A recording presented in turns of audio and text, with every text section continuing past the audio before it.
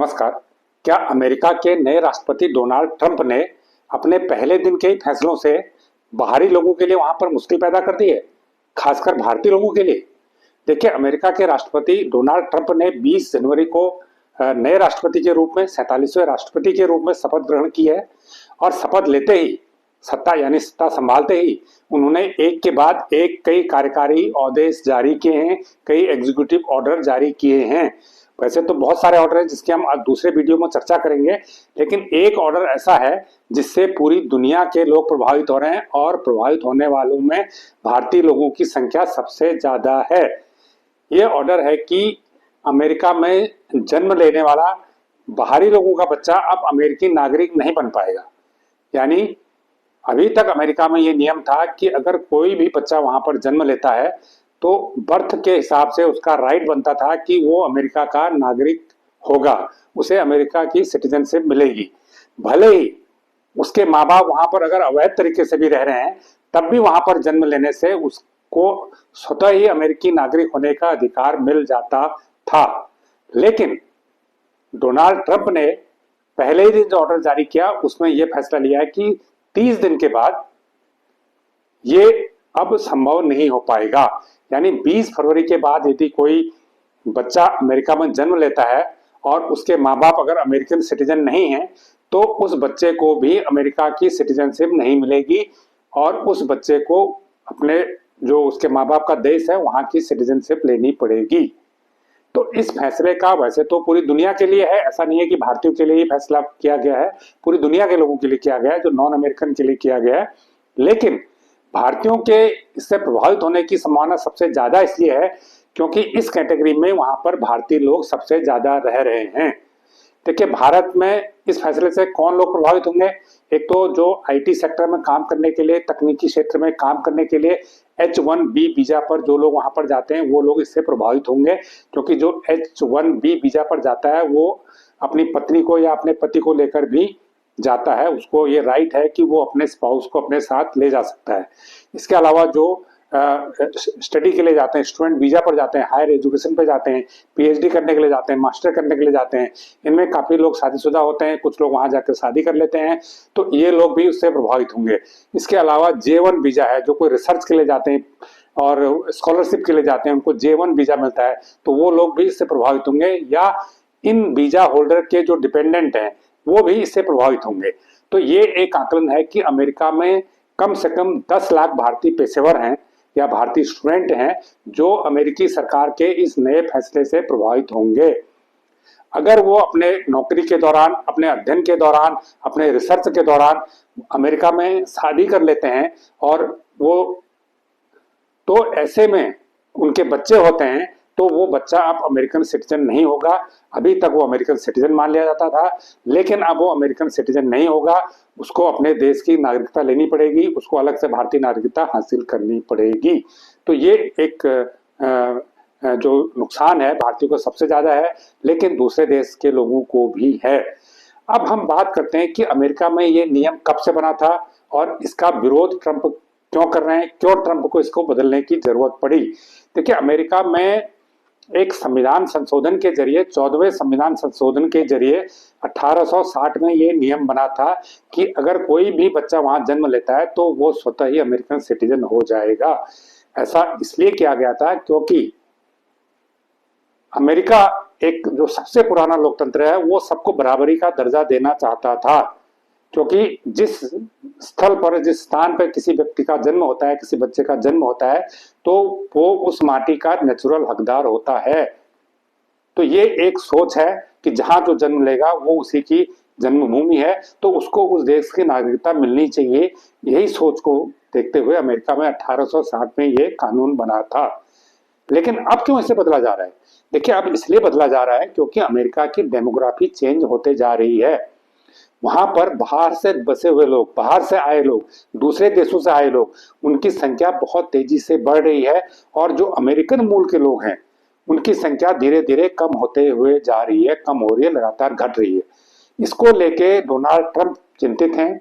उन्होंने चुनाव के दौरान भी इसे मुद्दा बनाया था और ये ट्रंप का ये कहना है कि बहुत सारे लोग सिटीजनशिप के लिए अमेरिका में घुस आते हैं वैध तरीके से तो आते ही हैं, अवैध तरीके से भी आते हैं और फिर यहाँ बच्चों को जन्म देते हैं और फिर बच्चे को वहां की सिटीजनशिप जब मिल जाती है तो फिर उनके पास बच्चे के साथ रहने का एक वैध अधिकार बन जाता है। फिर वो लोग भी धीरे धीरे वहां पर सेटल हो जाते हैं और जब बच्चा 18 साल का होता है तो उसके बाद उसके अपने माँ बाप को वहां पर वीजा दिलाने का या परमानेंट रेजिडेंसी दिलाने का या ग्रीन कार्ड दिलाने का उसके पास एक नेचुरल अधिकार बन जाता है। तो ऐसे में उनका ये कहना है कि अमेरिका एक एक एक जो है बर्थ टूरिज्म का केंद्र बनते जा रहा है, तो इसे रोका जाना चाहिए। और इसकी वजह यह है, उनका कहना है कि इससे नुकसान यह है कि अमेरिकी लोगों के लिए मौके कम हो रहे हैं और अमेरिका की जो डेमोग्राफी है वो पूरी तरह से बदल चुकी है। आगे ये खतरा इतना ज्यादा बढ़ गया है कि अमेरिका की स्थिति यूएई की तरह हो जाएगी, जहां पर उसके अपने आबादी कम है लेकिन बाहर के लोगों की आबादी ज्यादा हो चुकी है। तो ये अमेरिका नहीं होने देना चाहता है, ये अमेरिका की सबसे बड़ी चिंता है और ट्रंप ने इसे चुनावी मुद्दा बनाया था और अब वो जीत के आ गए तो वो इसको इम्प्लीमेंट कर रहे हैं। उन्होंने पहला आदेश ही जारी, जो आप पहले दिन आदेश जारी किए उसमें यह आदेश भी शामिल है। अब लेकिन इसमें जो अमेरिका में कानूनविद हैं, जो मानवाधिकार कार्यकर्ता है, वो इस पर सवाल उठा रहे हैं। वो क्यों सवाल उठा रहे हैं? उनका ये कहना है कि ये जो व्यवस्था की गई थी कि जन्म के आधार पर अमेरिका की सिटीजनशिप मिल जाएगी, ये जो व्यवस्था की गई थी 1860 में संविधान संशोधन के जरिए की गई थी। संविधान में संशोधन करके ये व्यवस्था बनाई गई थी। अगर अब इस व्यवस्था को खत्म किया जा रहा है तो फिर संविधान में संशोधन की जरूरत है।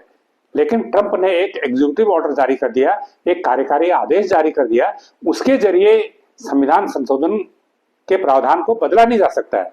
अगर वो बदलना चाहते हैं तो उनको फिर से संविधान संशोधन कांग्रेस में लाना होगा और वहां पर उसे पारित कराना होगा, जो आसान काम नहीं है। तो इस ग्राउंड पर इस फैसले को सुप्रीम कोर्ट में, सर्वोच्च अदालत में चुनौती देने की तैयारियां वहां पर चल रही हैं और निश्चित रूप से इसे चुनौती दी जाएगी। तो हो सकता है कि ये फैसला उनको वापस लेना पड़े या हो सकता है कि उनको फिर वो संसद के रूट से यूएस कांग्रेस में इसको ले जाना पड़े। तो ये तो एक अलग बात है कि आगे इस पर क्या होता है। लेकिन अब इससे भारतीयों को क्या नुकसान है? देखिए, भारतीय पेशेवर वहां पे जो 10 लाख से ज्यादा हैं या स्टूडेंट हैं, पेशेवर है, रिसर्चर हैं, उनको इससे नुकसान ये है कि एक तो अगर वो अपनी पत्नी के साथ गए हैं, अपने परिवार के साथ गए हैं, या महिला है तो अपने पति को साथ लेके गई है, तो वहां वो बच्चे होंगे तो उनको इंडियन सिटीजनशिप दिलानी होगी। इसमें कोई मुश्किल काम नहीं है। जब वहां पे बच्चे का जन्म होता है तो आपको इंडियन एम्बेसी को सूचित करना होगा, इंडियन एम्बेसी में उसे रजिस्टर कराना होता है और ऑटोमेटिकली वो इंडियन सिटीजनशिप उसे मिल जाती है। तो अमेरिकन सिटीजनशिप का ख्वाब उन्हें छोड़ना पड़ेगा। पहली बात तो ये है।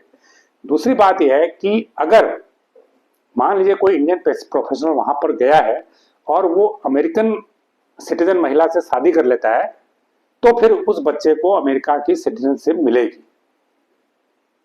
दूसरा, या कोई व्यक्ति है जो ग्रीन कार्ड होल्डर है, उससे शादी करता है तब भी सिटीजनशिप मिलेगी, या फिर ऐसा कोई व्यक्ति जो वहां सेना में काम कर रहा है और उसके बच्चे होते हैं तो भी उसे सिटीजनशिप मिल जाएगी। 3 कैटेगरी है, एक पेरेंट अमेरिकन हो, दूसरा ग्रीन कार्ड होल्डर हो एक पेरेंट, तीसरा एक पेरेंट आर्मी में हो। तो इन 3 कैटेगरी में अगर एक पेरेंट है तो बच्चे को अमेरिकन सिटीजनशिप मिलेगी, अन्यथा बच्चे को अमेरिकन सिटीजनशिप नहीं मिलेगी। भले ही माँ बाप जो है वो कानूनी तरीके से भी अमेरिका में रह रहे हो तब भी नहीं मिलेगी, और अगर इलीगल है उनको तो खैर नहीं मिलेगी, पहले इलीगल को भी मिल जाती थी। तो दूसरा बदलाव ये किया गया है। अब अगर हम सिटीजनशिप की बात करें तो अगर जब बात आई है तो भारत में क्या व्यवस्था है? देखिए, भारत में भी यही व्यवस्था है कि कम से कम एक पेरेंट उसका इंडियन होना चाहिए और दूसरा जो पेरेंट है वो लीगल रूप से रह रहा हो। मान लीजिए कोई इंडियन सिटीजन है, वो भारत में कोई लीगल तरीके से कोई रह रही विदेशी महिला से अगर शादी कर लेता है तो उसके बच्चे इंडियन कहलाएंगे, वो इंडियन सिटीजन उनको मिलेगी।